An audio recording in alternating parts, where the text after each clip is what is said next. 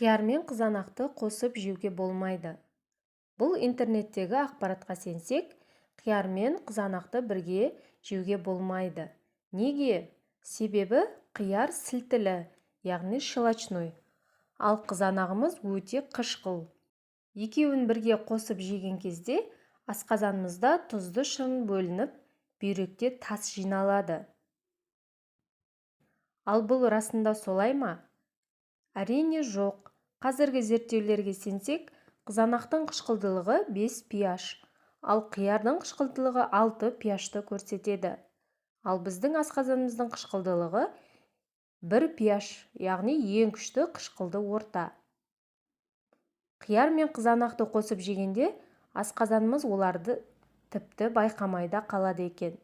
Сондықтан да қияр мен қызанақты қосып жеуге болады. Адам асқазанының қышқылдылығы 1, максималды түрде 2 pH болуы керек.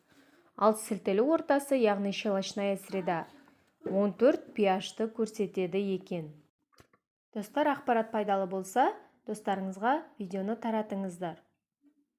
Дендеріңізге саулық, келесі видеода кездескенше.